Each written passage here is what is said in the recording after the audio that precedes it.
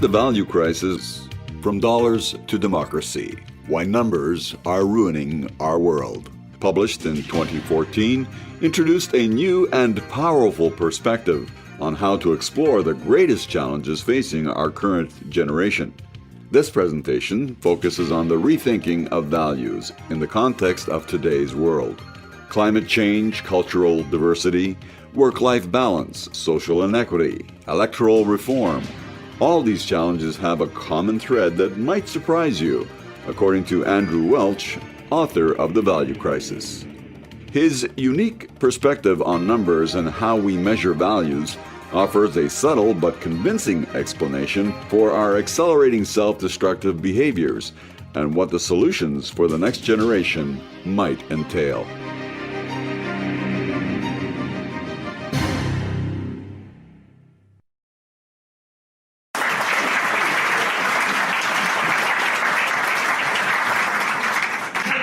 Thank you very much. So, taking over the speaker's position at rather short notice, I grabbed a copy of a talk I'd recently given that was 2 hours long. Chop. So, if I hit a slide to say, let's not talk about that, you'll forgive me on that one, I hope. When I say rethinking values, I look around the room and I realize that I certainly would not be asking this room to rethink what your values are. That's not what we're going to be talking about this morning. What we're going to be talking about is a different way of thinking about your values. Because I think that when we have this different awareness of how we think about our values, some of the challenges that face the world, I mean, that Patrick listed, climate change, social inequity, all of these things do have a certain common thread, and it's a different way of thinking about things. And my goal, especially with a room of this kind, is to communicate that perspective, that awareness, so that we can start sharing some of that perspective with our kids and our grandkids, people that are going to be taking the reins and making a difference. I suspect that a lot of the values that are in this room are the kind of values I'm going to be talking about in the first place. So, just to give you a perspective of where this all started, there we are.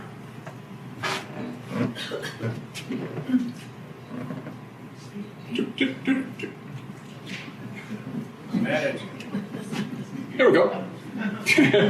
Yeah, I do a lot of technology. That's right. I want to start with a story. And I want to start with a story as to where this all came from, because I went to the University of Waterloo for mathematics. I was a math person. I believed that numbers held the answer to everything. And in fact, one of the things I realized when I went to the University of Waterloo is I will never write another essay again. Done. And then this incident happened. I was selling my house. I promised somebody that I'd be talking about house sales right off the bat. I was selling my house in Toronto. Lovely little house. I put a lot into it. It was the first house I'd ever owned. And I was moving up to Caledon, actually. And I was selling it on my own. And it was a long, long process. And finally, I had a buyer. And it was an older house. I'd been driving back and forth. I'd already bought the new house in Caledon, driving back and forth. And this guy brings in a home inspector. And the home inspector says, I need about $10,000 worth of work. So the guy calls me up and he says, okay, $10,000 to fix this place. What are you going to do about that? And I said, oh, geez, I'm going to run the numbers from here and understand what I need, what I was hoping for. Why don't we just split the difference, 5,000, 5,000. The guy says, done. Sold. Finally. And I'm driving back to my home in Caledon. And with all that driving back and forth, I'm really sucking through the gas. And I'm feeling a little disappointed. $5,000, ouch. Was that the way a good salesman would have approached this? And gas is on empty. And so I'm about to pull in. I turn on the turning indicator, about to pull in, and I look it up. 77.9 per liter. I'm like, what the hell? I can do better than that. I'll tell you when it was. Could have cruised out a little further down the highway and got it at 74.9. Now here's the interesting part of the story. My disappointment at losing $5,000 on the home and my questioning of my financial acumen was completely eradicated by the fact that I got a deal on the gas. Oh yeah. See, this is something we can grasp. And yet, University of Waterloo made me think back to the numbers. I lost $5,000 on the house. I figure I saved about $1 for that. So what was going on here? Why was, I'm not stupid mathematically. Why was my brain telling me that it was okay, Andrew, you're all right, you know what you're doing because you got a deal on the gas? And I suddenly realized that different value systems were at play here. And I thought, realistic, what does that mean? Why did that happen? I tried to analyze it, whether it was a percentage of the deal or how that played out. I looked into all kinds of different theories on it. I found one theory that seemed to explain it, which I got into in more detail in the book. But really, ultimately, it was a question of how the values work. And so today's brief talk is about rethinking values. And it's a new way to view value systems in the context of today's world. And that context is the climate change. It is the electoral reform. It is the Syrian war and the Donald Trump and so on. Oh yeah, they're all in there. And I'm thinking, do I have answers to all of these things? No, obviously not. But what I do have, I believe, is the first piece of the puzzle that if we can change our perspective on things, different solutions start to come to light. Not just for global problems, for our own issues, the way we work through our lives. So what do I mean by value? What do we mean by value? How many different kinds of value systems are there? I'm going to take you through a little, it looks like an introductory economics, but it takes a strange turn. Certainly different from the economics I took at Waterloo. Let's start with the value of a snow shovel. Now, a snow shovel in the winter is pretty valuable if you don't have one. So if we're graphing value here, a number of snow shovels here, if I don't have a snow shovel, the value is 0. If I have a snow shovel, that's pretty good. I can actually do something with that. So the value to me goes up. It's weird because where I live up in Caledon, I actually like to have 2 snow shovels.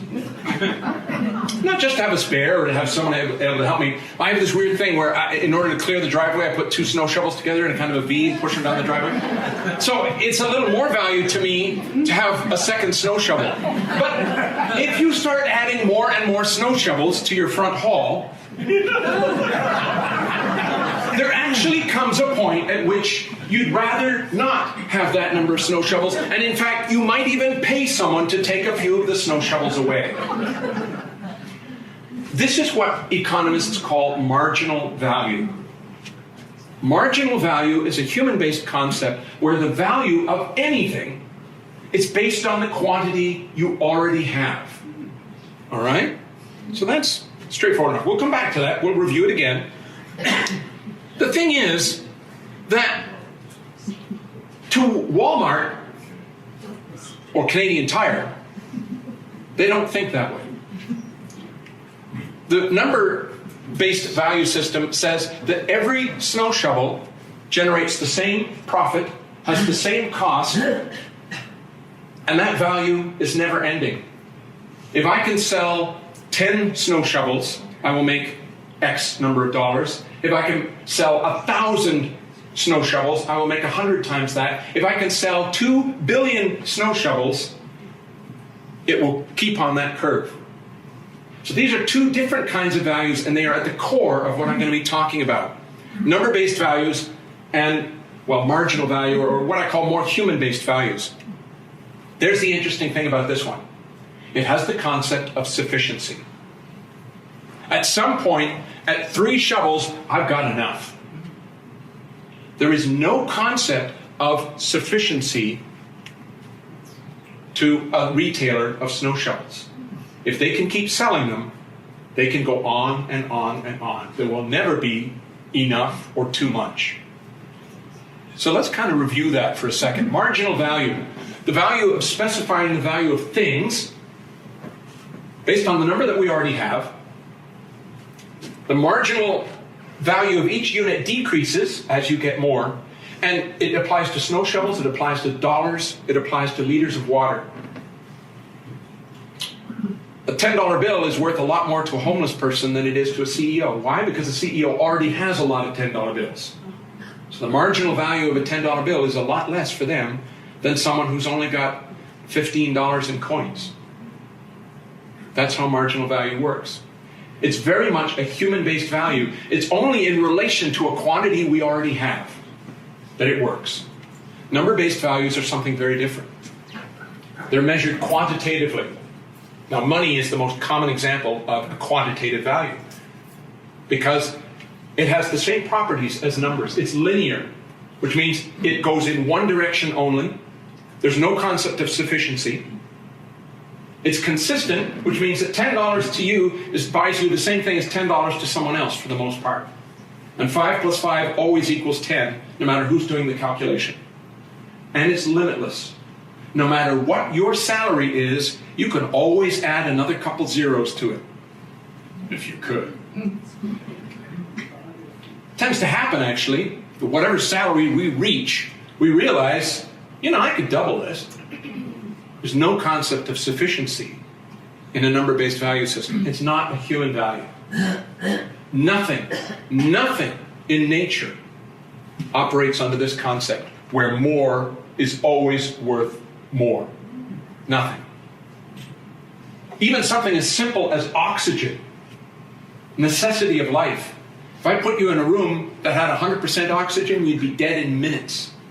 Your hypothalamus would go into overdrive and you'd be dead. We don't work that way. We work based on dynamic balances of interchanging forces, values that go up and down. We'll come back to that later too. More is always worth more in a number-based value system. $7 is always worth more than 4. Always. That's important. So what are the effects of number-based values? Because when you think about it, everything we do now is based on numbers. Everything. All of our decisions at the highest levels are all based on numbers, and not just money, but other numbers. The whole idea of colonization and globalization, the problems that come out of those sorts of things, it used to be called the 1%, right? The uber rich. They don't call it the 1% anymore. It's the 0.1%, and now this is the 0.01%. Last month, I think they announced that 8 men now held the wealth of half the world's population. 8 men. Cost-benefit analysis. When I've got all kinds of interesting stories about cost-benefit analysis, but the simplest one that I often use is car companies that decide, based on the cost of a certain part, that it is cheaper to produce this part or to leave it out and to pay the lawsuits when there are deaths, fatalities caused by the absence of that part. You can always make a car safer. You could always make it safer, but at some point you have to make a decision. Is it worth the cost? Cost-benefit analysis is a number-based value system, right? Personal unhappiness.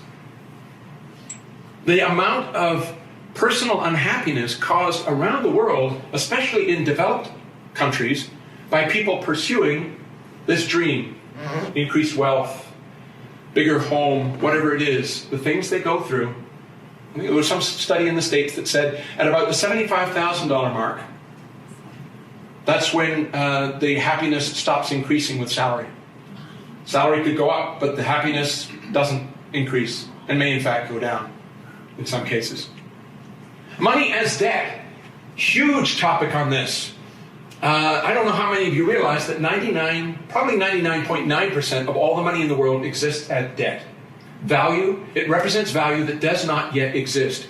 We are tasked with creating that value in order to satisfy the existence of the money.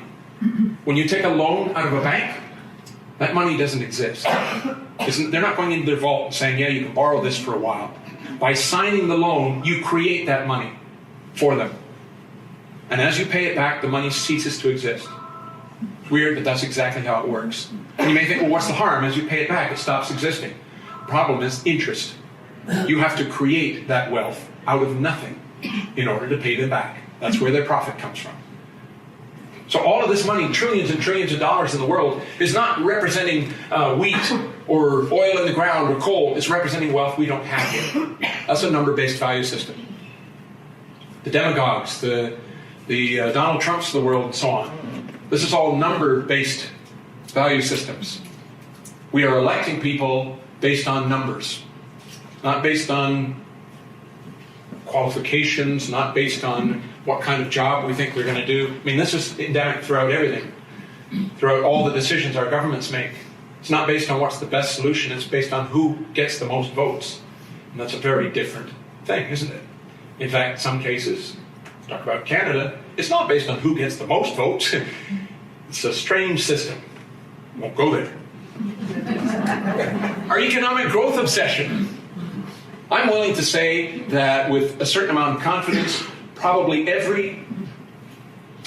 regardless of the radio station, every 2 hours the word economic growth comes up somewhere. Somebody mentions it. We are obsessed with this.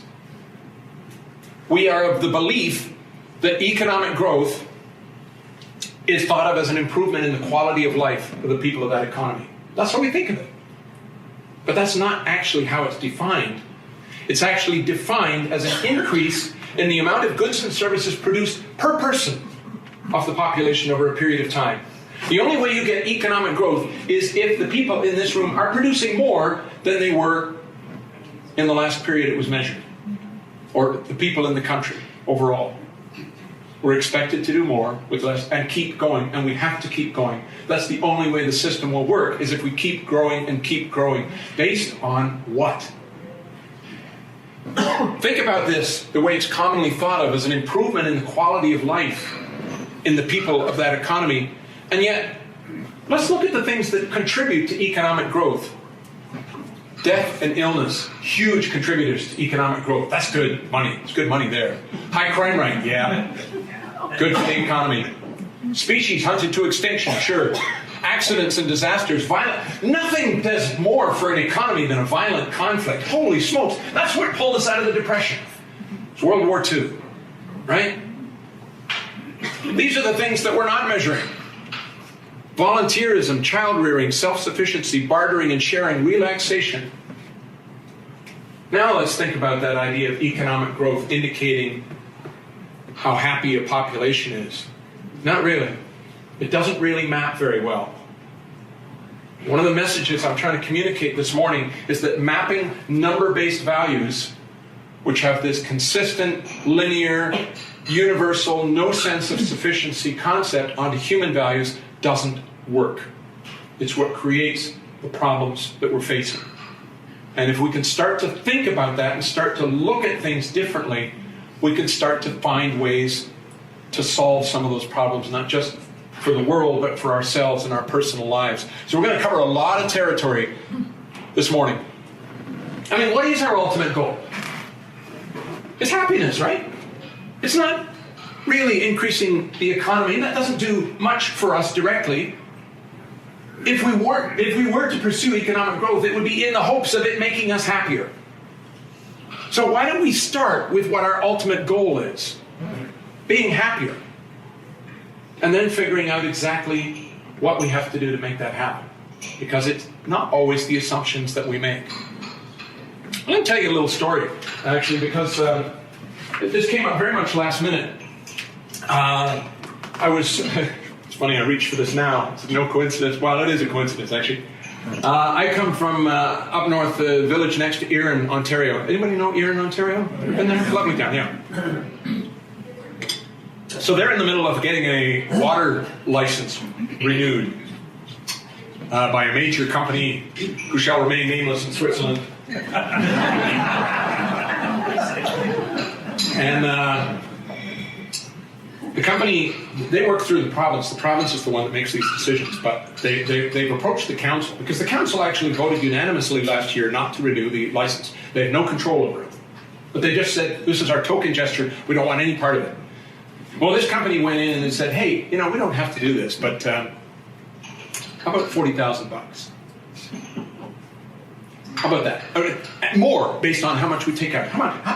What it could do for your, getting your parks cleaned up and all that stuff. Well, the people are in an uproar about this. But I was asked last night, actually, it was only 3 days' notice, to go in and talk to them a little bit about this concept. I know nothing about water except for the fact that I carry it around with me whenever I can. But I told them a story that I thought might be relevant, and I think it's relevant to this morning's as well. And it's a story about a group of daycare centers, actually. And they had a problem. About 20% of their parents, whole series of daycare centers, about 20% of their parents were coming late to pick up their kids. And what happened was they had to have teachers stay later and hang around until these kids are picked up, because you don't have much choice, right? These are little kids. You got to wait for the parents. 20% is a lot. And they said, we got to do something about this. We got to start charging a fine, a penalty. So they went to these economists, actually, because they happened to know these people, and they said, how much do we charge to shut down this practice? Well, the economists were kind of researchers and interested and curious mindset. They said, let's frame this properly scientifically. Let's vary the penalty. Let's have a certain number of control daycare centers that don't have a penalty, so we can prove that our penalty was the one that solved the problem, right? We can compare. We'll do a little study. So they instituted penalties at a certain number of daycares that varied for the parents that were coming late. And sure enough, immediately the practice changed. The number of parents picking their kids up late doubled. And then it tripled. And it leveled off at about 3 times the rate that it used to be. Why? The reason is, and we all know this because we can all kind of figure it out in our heads. As soon as I tell you the answer, you say, yeah, I can reason that through. The parents who had been picking up their kids on time or were expected to pick them up on time were operating under a value system of respect, courtesy, empathy for the teachers and the other people, respect for their kids and so on. This was the impetus for getting there on time. Once they introduced a penalty, it became a transaction. Suddenly, the time was a commodity that could be bought or sold, and the parents switched over into another value system. We don't just have one value system, we have several. In fact, I'm going to propose we have 3. Categorize it nicely, we'll see what they are. And they said, this is a great deal. I was beginning to feel bad because I was always picking up Louise late. Well, now I know that I can just pay for it, and this is well worth my time. Done. So the daycare centers realized they'd made a mistake, and they removed the penalty. It didn't change. It didn't change because once that value system had been altered, the conclusion the economists arrived at was once a commodity, always a commodity, except now it was an even better deal. It was free. You can see the relationship between that story and the idea of selling your water. Once it becomes a commodity, you're done. Doesn't matter how much money you're earning for it. Because if the price goes up, sooner or later, somebody's going to be making a lot of money, but there's going to be people that can't afford water anymore. They were questioning that value system. A numbers-based value system versus a human-based value system, where you think of water in different terms. And in order to solve that problem, they were going to have to appreciate that what works in one value system is not going to work in the other. I have to recognize that a water-bottled industry makes billions of dollars for people, many people all over the world. It does great things for economies that gives people jobs. If you're going to change that, if you're going to think about phasing that industry out, you've got to measure things by different values. And they're not going to match. That's the message I'm going to try and communicate to you this morning. Living values and number-based systems are not the same thing. And in fact, they're incompatible. So, Let's go from there. So what can you do with $50? I'll contend there are three things you can do with $50, and pretty much only three things. You can spend it, you can save it, or you can give it away. How many people enjoy spending $50? How many people enjoy saving $50? How many people would love to give $50 away to someone who needs it? See, we all want to do these three things. They are all innate in all of us. But think about it. They are all absolutely mutually exclusive. You can only do one of those things. Why is it that we love doing three things which are mutually exclusive? How do we resolve that? Well, I contend that we actually have three what I call value personae operating within us all the time. And this is one of the things that makes things tricky. If you can grasp this, you can grasp a whole lot. Our consumer is the one that loves to spend $50. The consumer is the value personae that looks after our immediate needs. You don't need money to have a consumer value system. The earliest cavemen understood that they had to eat and they had to get food, and the consumer value system in them looked after their immediate needs, spending their arrowheads on a couple bison and pulling in some food. The investor mindset says, okay, it's not just immediate needs, I got to look after tomorrow's needs as well. The importance of saving, the importance of taking a little bit of that bison meat and turning it into pemmican or whatever and putting it in a pottery jar somewhere, saving things for the next day, that's important too. And we all have that mindset as well. The giving it away is really important. It's what allows society to operate.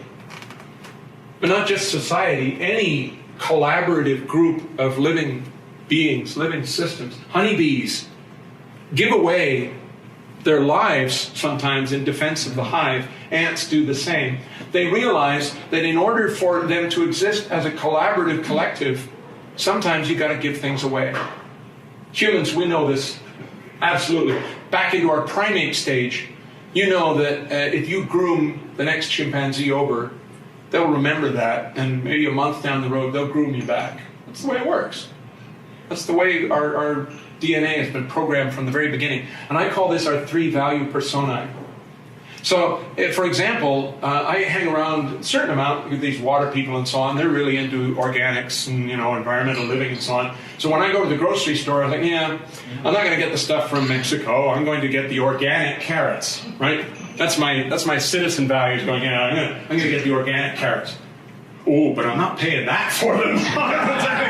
Whoa! We're used to balancing these things out. Right? We do this dance as humans every day.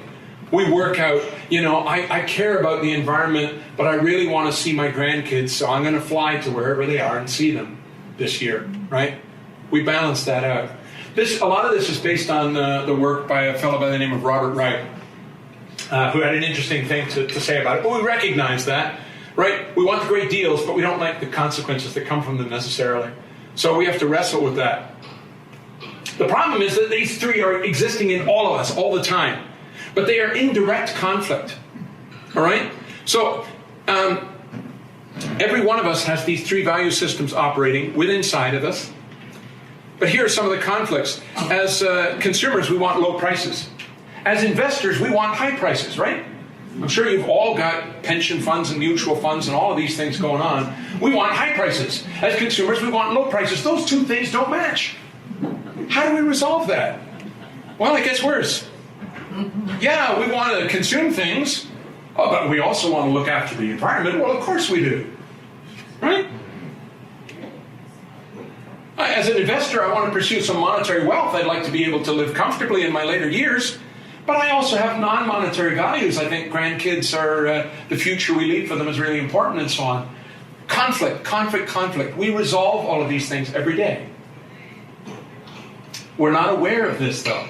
So this is the first thing that I want to share is that these three things might explain sometimes why you get into a conflict over what's the right thing to do. There is no single right thing to do. Within ourselves, we have these three value systems operating. These two are number-based.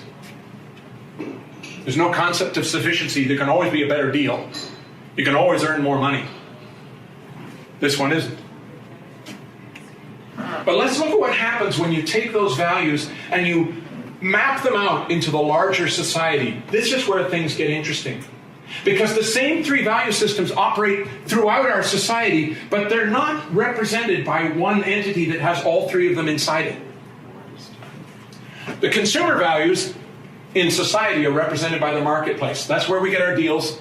That's where we get our low prices and consumerism and so on. And that's great. It does a really good job of it. Of course, the corporations represent our investor values. They're always looking out for higher prices and getting us a good return on our shares and mutual funds and so on. They do a good job of that. Uh-oh.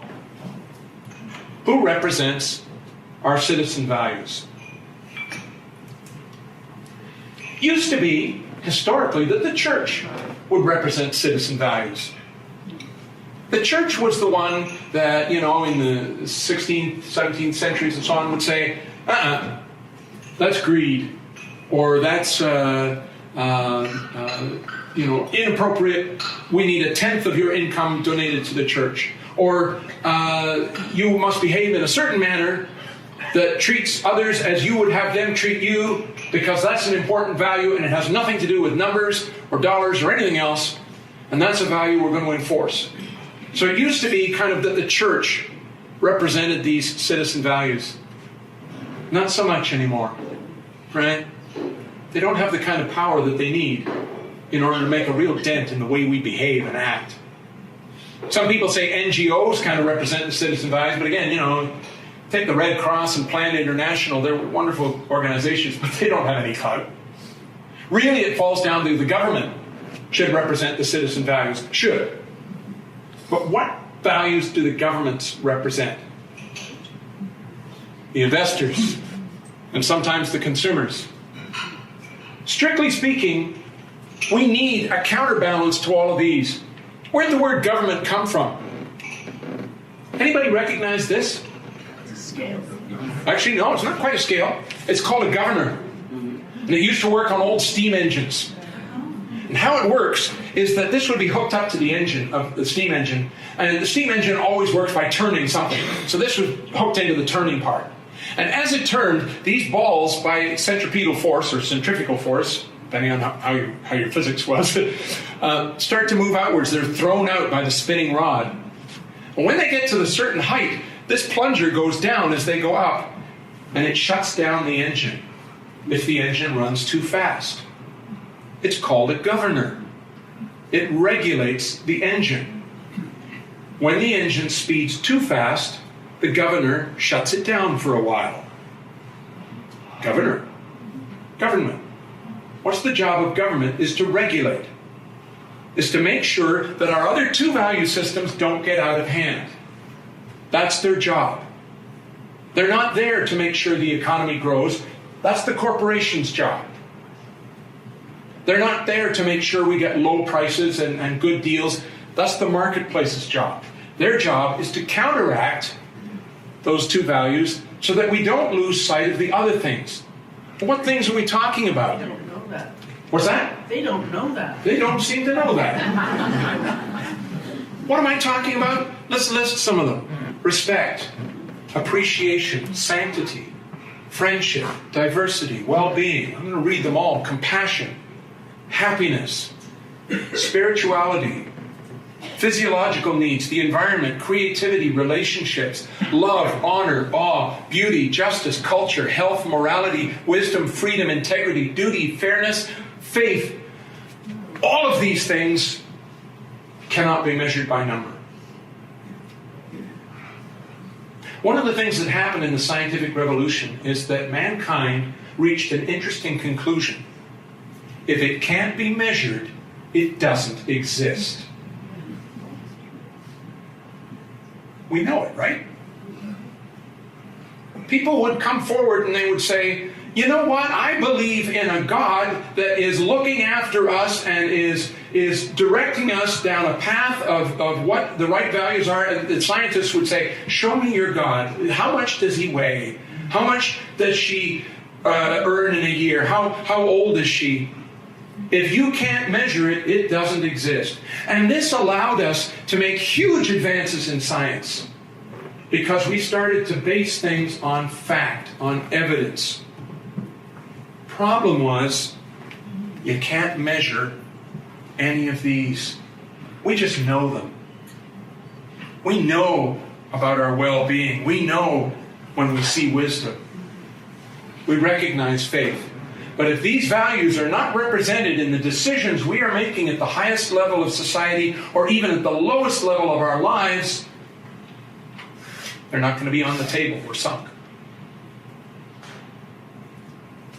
Number-based values: money, democracy, utilitarianism. Utilitarianism is the term that economists use or actually philosophers use to say that the best action is the one that creates the most good for the most people. Now that sounds pretty good. But in order to have utilitarianism, you have to have some way of measuring what the most good is for the most people. And as soon as you measure it, you've lost all of this. Another outcome of utilitarianism is that the ends justify the means. We know where that can lead. Democracy, that's a weird thing to put over there. It surprised me when I started writing the book. I was looking for another number-based value system that wasn't money, and democracy came up. What do I mean by that? I mean that if I had a vote in this room, let's say there's 80 people in the room, and 70 people, no, let's say 75 people voted one way and 5 voted another. According to democracy, the best solution is the one with the 75 people voting for it. But is that true? If I was facilitating a decision in this room, I would want to know what those 5 people know that the rest of us don't. Isn't there a possibility that they know something that we don't, that would change how we thought about that? So it may be the fairest system in a lot of cases, but it doesn't guarantee you the best result. It only guarantees you that the most people voted for it. So I decided it was a number-based value system because more is always worth more. The more people that vote for it, the more the solution is worth. But that's not always the case. Let's check in on time here. Okay, I'm doing all right. Yeah. I want to leave lots of time for questions on this. So one of my most important messages then out of all of this is that we need to restore qualitative values. Values that cannot be measured. Values that are quantitative are the measurable ones. Look for the numbers. And this comes up all the time. I mean, we recognize this intuitively as humans. It could be as simple as a birthday card that you get. You get a birthday card from a friend. They went out, they bought a really nice card for you. You can open it, you can tell it's an expensive card, right? It's a pricey card. And you get a birthday card from your grandkid.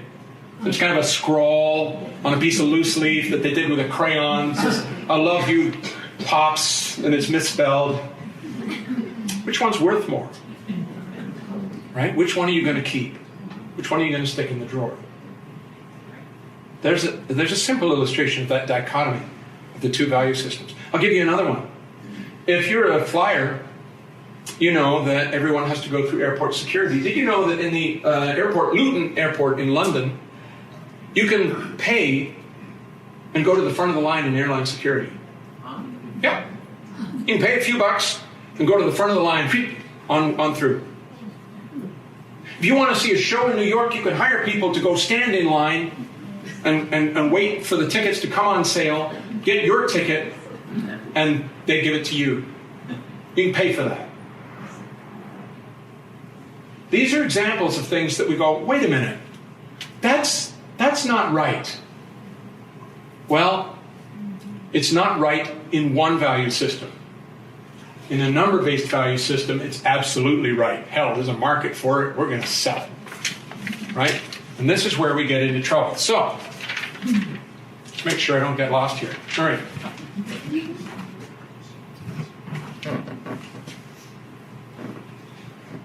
This is a more recent thing that I came up with. It's a kind of an interesting application of what I've been talking about, but it's also an interesting way of looking at things. We take the world of number-based values, which is over here, and the qualitative human values over here. They actually overlap a lot. I mean, I just gave you examples where the two of them are operating in the same environment, the same territory. And this is why it gets confusing for some of us as humans.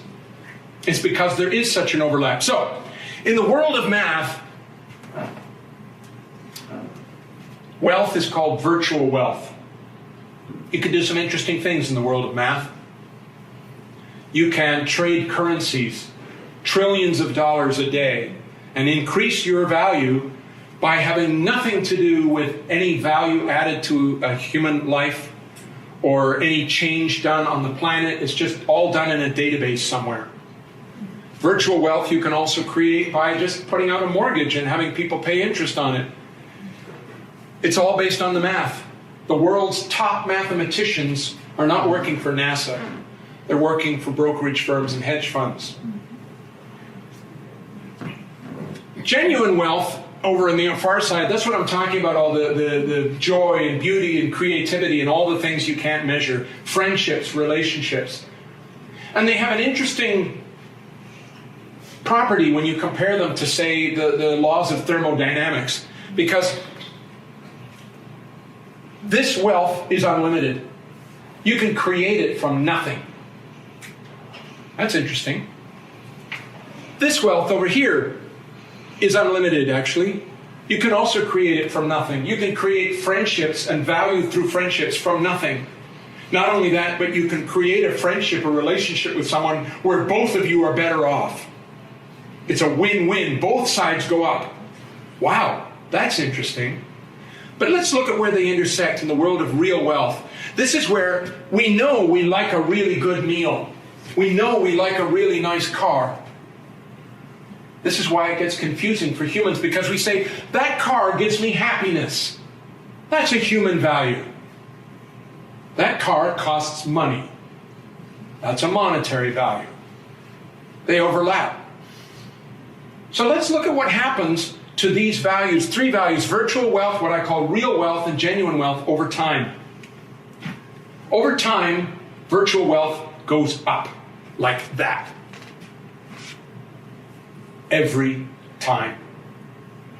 Now you may think, wait a minute, my mutual funds don't do this. That's because this is a zero-sum game. Every time your mutual fund goes down $10,000, somebody else went up $10,000. It may not work this way for everybody, but around the world, aggregate, that's what's happening. Why is there a 1%? No, a 0.1%? No, a 0.1%? Because the laws of math say that there will be. As soon as you have a slight imbalance in the amount of money that people have, that imbalance will increase over time. Because if you have more money, you can earn more money, and you will earn it faster. We all know this. We all know that Bill Gates and Warren Buffett can earn money at a greater rate than we can because they can use the economies of scale and financial planners and so on. That's what happens to money in the math world. It will take that curve.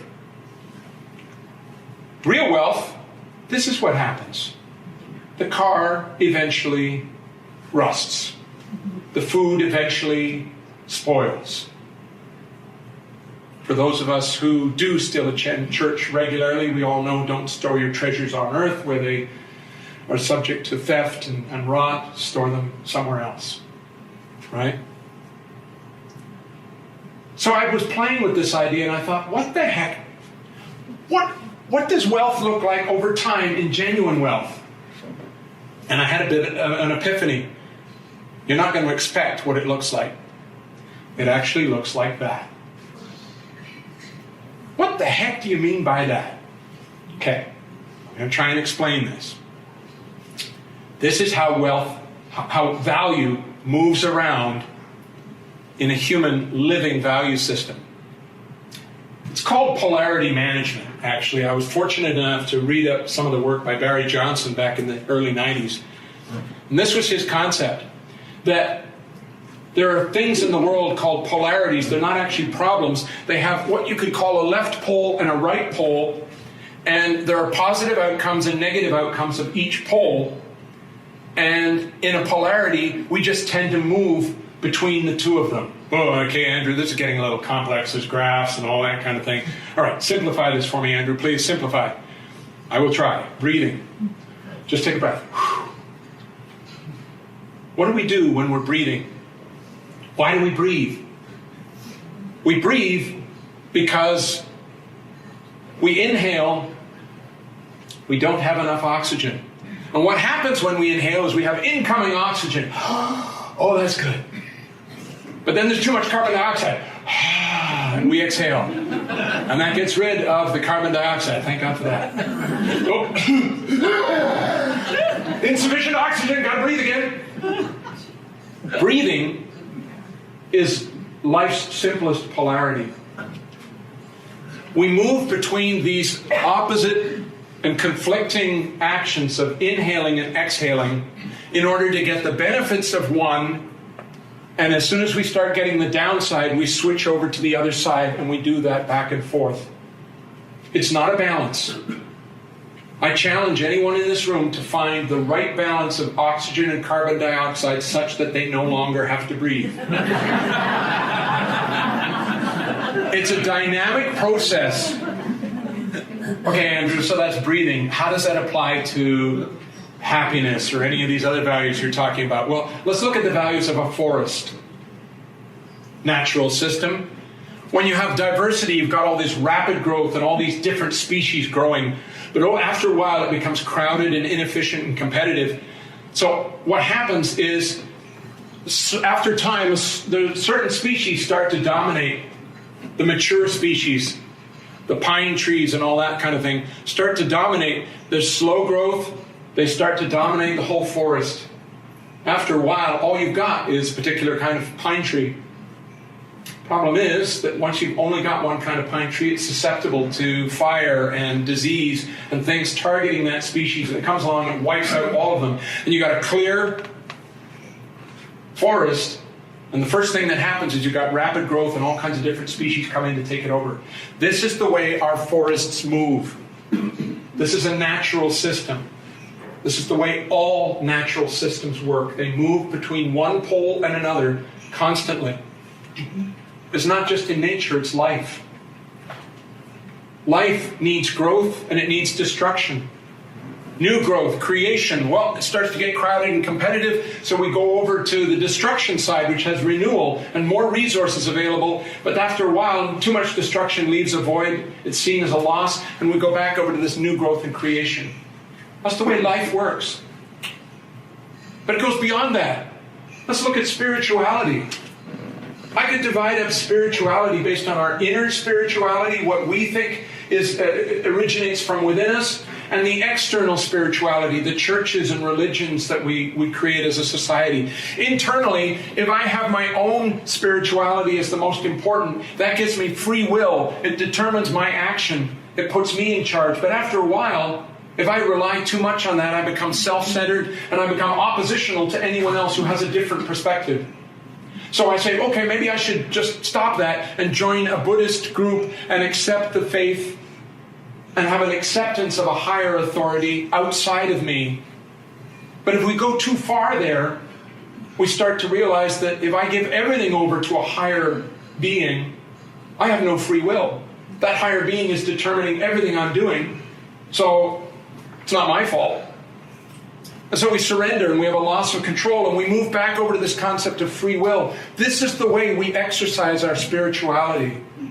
It's not one or the other. There's no right or wrong answer. We have to negotiate this constantly back and forth. Now do you see why number-based values are so attractive?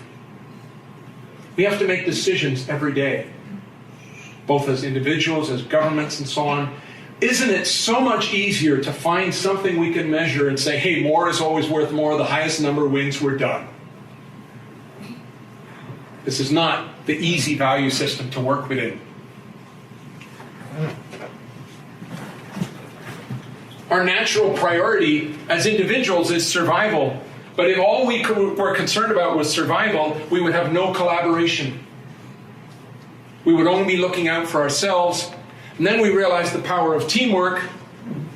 But the problem with teamwork is you have sacrifice. If you think of bees, if you think of animals that work as a collective unit, collective society, of course they're concerned for their own survival. They're living objects. But at some point they realize, you know what, my hive is under attack. I'm going to go out and I'm going to sting this animal, perhaps even knowing that that's the end of me. Honeybee stings you, its life is over. Ants do this all the time. They go and attack much larger objects, knowing that most of them are going to die, simply because it's important to the collective. This is the way nature works. And even something, here are some more basic human values. Freedom. What is freedom? Is it chaos or is it order? You know what? It's this part in between. If we were too free, we'd have a pretty chaotic world. Wouldn't you agree?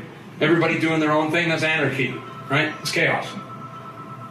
So if we try and impose order, well, that's hardly freedom if you go too far over the other side. Regulations and people saying what to do and how things work. But we need order. And we need a certain amount of chaos. Freedom is not a balance, it's that dance in between. Justice is a dance between mercy and stringency. These are difficult human values. This is why we wrestle with them all the time. Art moves in that circle. Think about the art that you like, the art that you enjoy. It might be the Don Quixote by Picasso, who just sort of drew some simple lines. And wow, that is so simple. And yet it is so complex. Or it could be one of those massive mosaics with 1,000 people in it, Bruegel, or whatever your taste is, where all these things are going on. The appeal to that moves in between these polarities. So that's what I decided a living value system looks like. So they're qualitative. They're not a question of more is always worth more. They're dynamic and changing. They incorporate polar opposites. That's what gives them their sustainability. That's what allows them to last forever. Remember the other two graphs? One went way up, one went right down. This one lasted forever. One of the things I do at the side, I do a lot of work with Aboriginal peoples and indigenous populations. Has anyone heard of the blanket exercise? It's an exercise developed by a group of churches. It's basically a facilitative experience where you can go through the history of the Aboriginal people in Canada. And as narrator, one of the things struck me the other day, because everyone always talks about after this experience, they say, oh God, we've got to do something to help these Aboriginal people to pull themselves out of the poverty and the boil water advisories and so on. We've got to help them. One of the things I say at the beginning is these blankets represent the home of the First Nations people and the Inuit and so on, people who have lived on this continent for 10,000 years. It just struck me about a month ago. 10,000 years. How long is our value system going to last for us? We shouldn't be helping these people. They should be helping us, because they know something we don't. They know how to live in something that goes like that has a balance. We don't seem to have that skill anymore. We're losing it. This idea of inherent feedback mechanisms is really, really important. If we don't have them, we're sunk. And what I like to see is people developing ways that they can enjoy money and appreciate money and earn money, but it being like food, that you know when you've earned enough and you push back from the table and say, I'm done. I have sufficiency. And it can be something as simple as, in terms of practical applications, say, Andrew, these are wonderful concepts, but how do you apply this practically? I'll give you a simple example. Does your salary determine your standard of living? Or do you let your standard of living determine your salary? I adopted the second. I decided what standard of living I wanted to live to, and I realized I could actually drop it down a lot. And when I realized that, I realized I didn't need as much money as I was making. So I stopped fighting for it. I stopped working. Because I had the standard of living I wanted. And when I start to lose that, I go out and I earn some money. We tend to do the opposite. We tend to let our salary determine our standard of living. And the problem is that as humans, we have what is called hedonic adaptation. As soon as we reach a certain standard of living, we move in with other people who have that standard of living, and we think, we could do better. I could earn more. No concept of sufficiency. I could always earn a little more and get a slightly nicer car, and maybe not have it for 3 years, maybe have it for 2. We let our salary determine our standard of living, and it goes up and up and up and up. So my most important goal is to return as individuals and as society to living value systems. Not that we're going to ignore all the number-based value systems and only live in a qualitative world, but we need to restore that balance. And in fact, that balance even exists within value systems. There's times that we have to be concerned about the numbers, and there's times we should be concerned about something else. Because I can't ignore the fact that those 3 value systems, consumer, investor, and citizen, exist in all of us. If I tell you the citizen's not being represented well and we should emphasize it more, that's fine. But it doesn't mean we should all go around hugging trees and buying organic carrots. That's not going to make sense either. We have to explore that balance, both as ourselves, and we have to introduce it again at the societal level. That would start solving some of our problems. That's my belief. How is change going to happen? Again, I'm just going to check in on my time. Good. I want to leave a lot of time for questions. Living organisms, I think humans are living organisms. I think society is a living organism. I even think the planet is a living organism. I'll argue that. So the changes could come from within or from outside. Let's just go down this path for a little bit. What do we call the definition of unchecked, unsustainable growth in a living organism? Anybody got a word for that? Cancer. We call it cancer. So, if the planet is a living organism, maybe we can look at the natural things that happen with something we understand, called cancer, and see if that can be applied to the planetary level. How do we prevent cancer as a living organism? With a whole bunch of strategies. The first thing we do is the cell attempts to repair its own DNA. That's what happens. Your DNA gets a little mutated, things start to grow out of control, and your cell attempts to actually fix the DNA. It can do that. Amazing. If it can't do that, it's actually programmed to die. It's programmed to say, you know what, I can only divide so many times and then I'm done. Unlimited cell division is not something that our body is capable of doing. So we have that division limit. Then the immune system comes along and says, okay, can't stop this. The immune system's going to kick in and start to fight whatever's going on. You are not human cell. I'm going to eat you. That's the way it works. The last ditch effort we have is starvation. You know what the difference is between a malignant tumor and a benign tumor? It's not the quality of the cancer really so much as the fact that a benign tumor is a bunch of cells that have grown out of control, but they have not found a way to supply themselves with blood. So they just stop because they're not being fed anymore. That's a benign tumor. Malignant tumors undergo what they call angiogenesis, where they figured out a way to trick the body into giving them a blood supply, and they keep growing. So let's take for an example a corporation. If you considered a corporation this concept of unlimited, unchecked growth as being something of a cancer, how would it try and do this? Well, you could try it with policy changes from within. Walmart could say, you know what, I don't think we're doing the right thing for the human population. Maybe we'll change our policy. So that's the first step. Corporations out there have done it. There are lots of examples of people that have sort of adopted the triple bottom line and said, you know what, we're not doing the right thing. The way we get rid of our waste, the way we use resources, it's not right. Let's look for a greener way of doing business.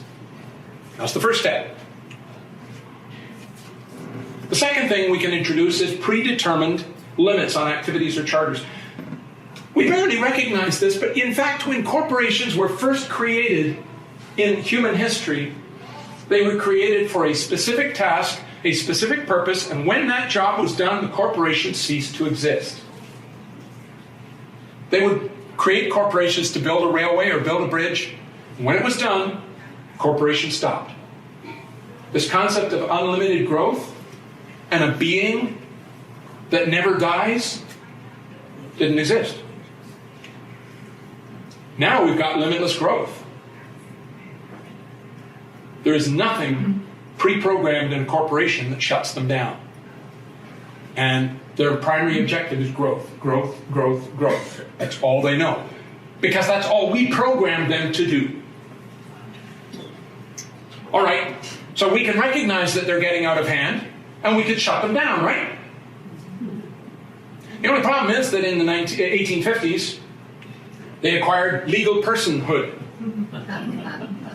They said, oh, you can't shut me down, I'm a legal person. I have legal person rights.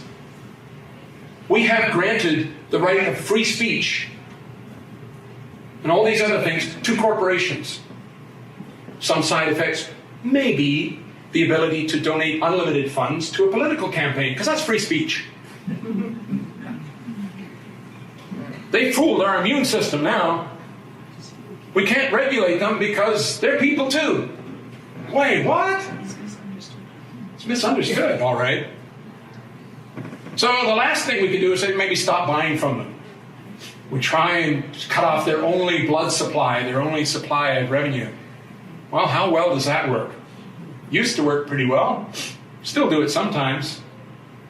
But we're getting out of hand. Cancer is moving on to a stage as yet unheard of in any living system. The important thing to remember, though, is that when you're arguing with other people about what's important in life, be it environmentalism or something else, that there's going to be arguments, economic arguments, that are going to counter your arguments if you choose to adopt the qualitative side. And you're going to have a struggle arguing for that. Governments introduced all these recycling programs. Why? Because they wanted paper recycled. They wanted to stop going through the forests and cutting down all the trees. But what happens when a paper mill is about to be shut down? Isn't that the goal? To shut down the paper mill because we don't need it anymore? No. No. We got to find different markets. We got to keep these people employed. We switch over to the other value system. Anything I propose, anything environmentalists propose, anything social justice activists propose as being good for the planet, it's probably going to cost a lot of people a lot of money and a lot of jobs.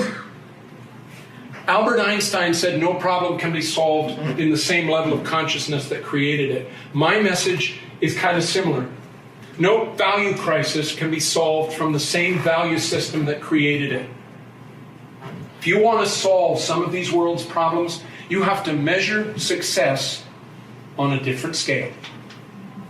Yep, a lot of people are going to lose jobs. Yep, the economy's going to take a hit. Yep, something is more important. We're going to measure it some other way.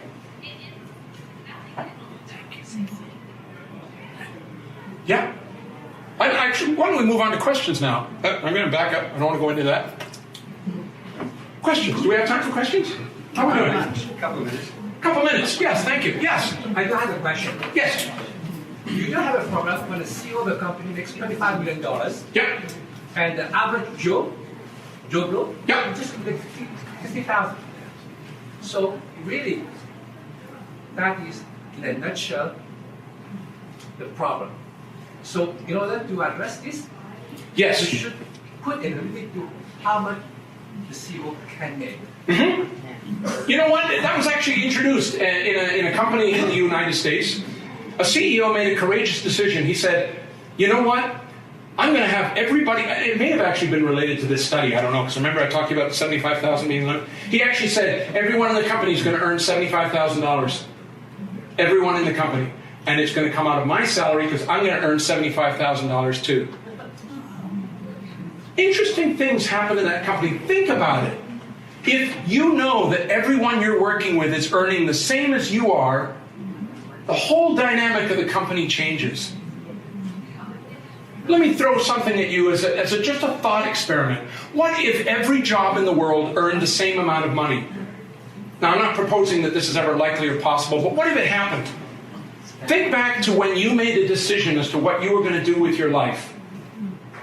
If every job earned the same amount of money, would you have made the same decision as to what you did for a living? Congratulations if you would. If you were in the position of hiring people, would you have used the same strategies to attract people to your company? Or would you have tried to push different values to attract people to your company? Interesting thought experiment. It doesn't even have to exist in the world to be valuable to you, because if you go through life thinking about things in that way, you might make different decisions. You can imagine it, and it can affect how you decide. Any other questions? Yes? I remember reading that somewhere, maybe Nepal or Bhutan, has a national happiness. Gross national happiness. How does that work? The way it works is that they have, it's a fascinating concept. They were, the king in Bhutan passed away, his son took over, and he thought, I'm going to move this country into the 21st century. But because they were coming to the 21st century late, or actually it was the 20th century, I guess, back then, they decided, how can we leapfrog over some of their mistakes and retain some of our Buddhist values? And what they came up with was driving the whole government, all of their decisions, on something called gross national happiness. They had 4 pillars. I don't remember exactly what they are. One of them was environmental, one of them was human good, and so on.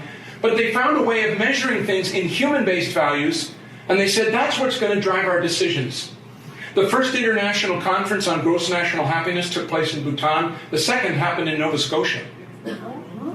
Believe it or not, there's something that exists all over the world, and even in Canada, economists have come forward, ecological economists, they call them, have come forward with a different way of measuring value at the government level. They call it genuine wealth index.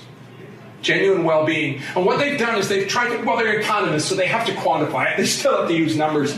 But they've said, remember all those things, disease and illness and so on? Instead of those counting for the economy, we're not going to count the dollars, we're going to score these things.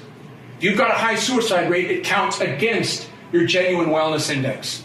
If you've got high volunteerism, it counts for your genuine wellness index. And they're proposing, the United Nations has proposed that every country adopt this way of measuring value in making decisions based on something called genuine wellness, not based on something called dollars and cents. Interesting. Google it. Yes? Andrew, I've enjoyed this very much. It's expanded my mind.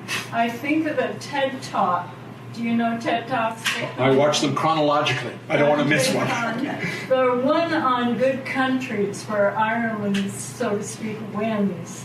How does that fit into your value system? I have not yet seen that one. Oh.